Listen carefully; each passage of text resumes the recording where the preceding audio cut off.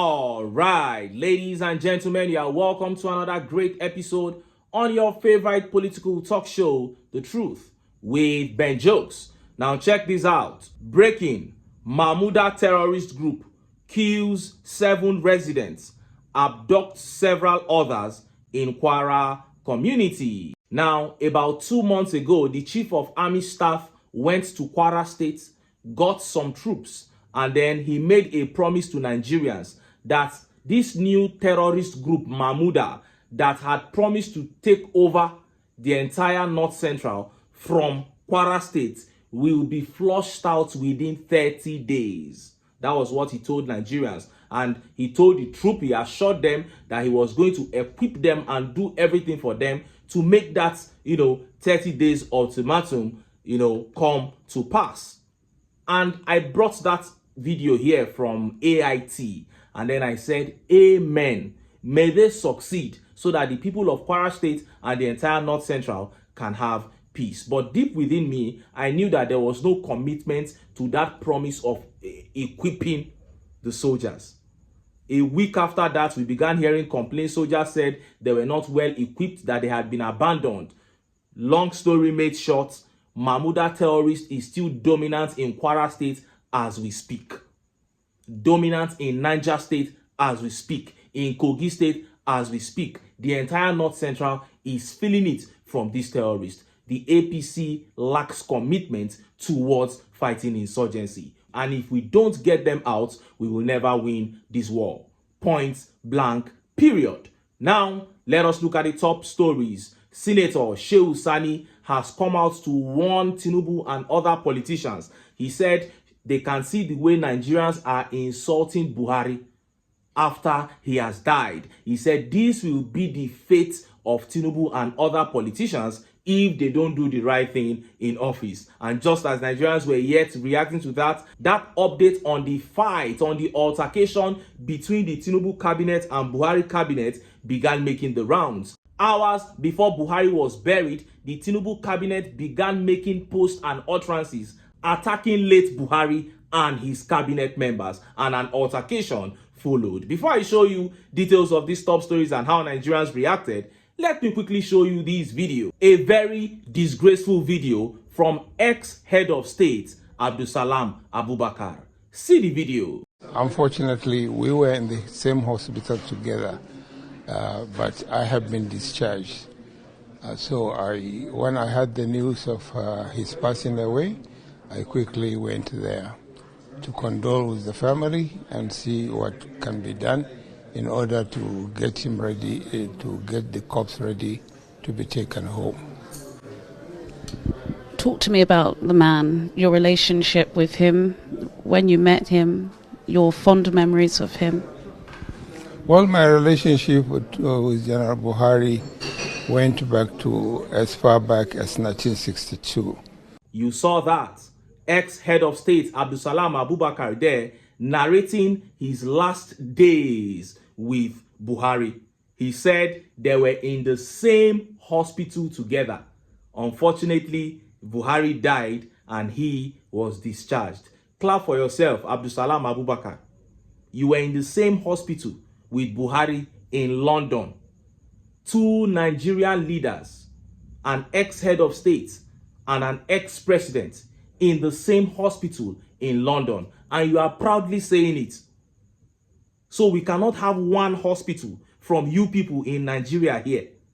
So if both of you had not made it, both of you would have died there and they would have wrapped you and you would have been sent to Nigeria as cargo with luggage to be cleared at the port like goods. And you are sitting there saying it proudly. Has any even African president ever died in this our own country, Nigeria? What is this obsession with destroying your own country and building another man's land? What is this obsession with it? This is so painful.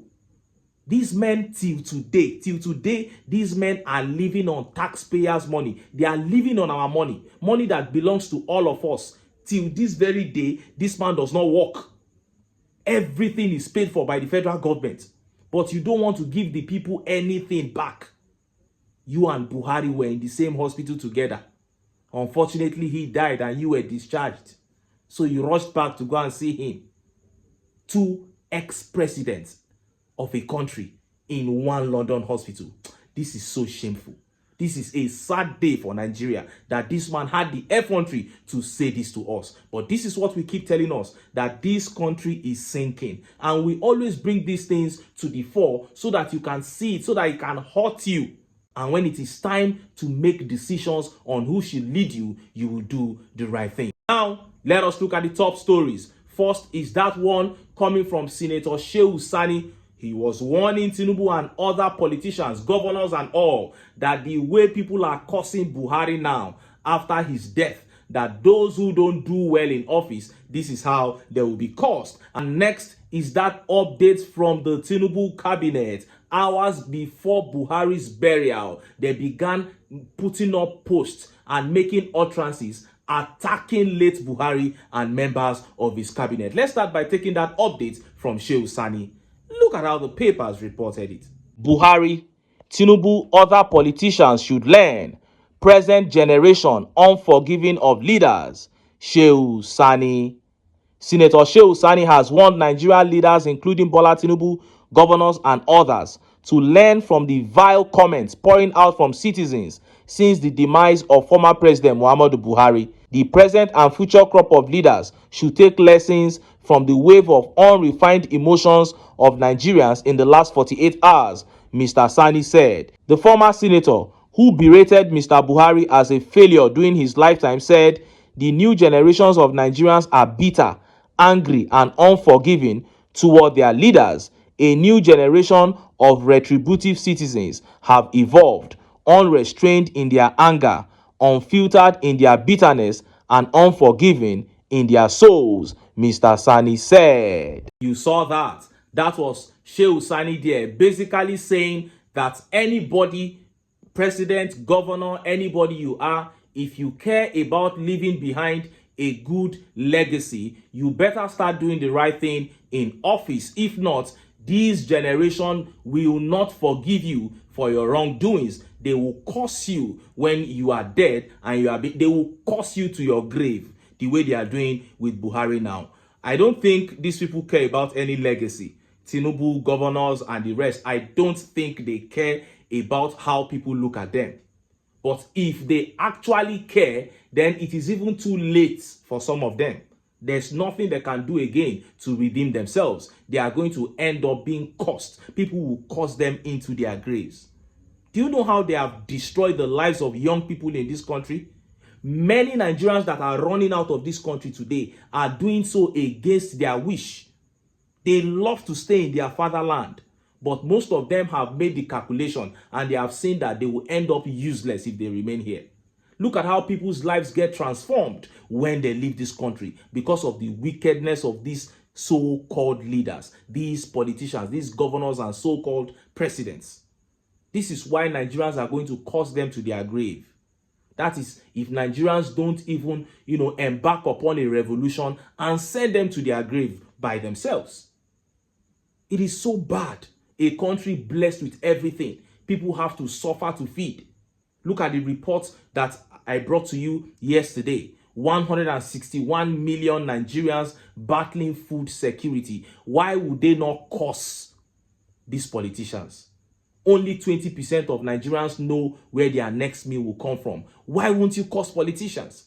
Only 1%, less than 1% of politicians will leave behind any good legacy. The rest are going to be cursed to their grave.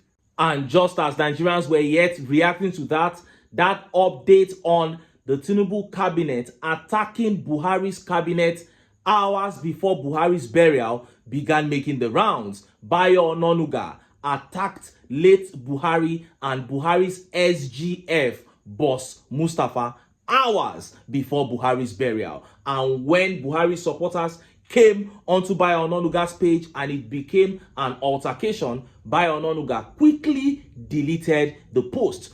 Many northerners had already saved the post and they are waiting for Buhari's burial to finish and die down before they reignite the war. Look at how the papers reported it. Tinubu spokesman Bayo Ononuga attacks mourning Buhari supporters in social media posts.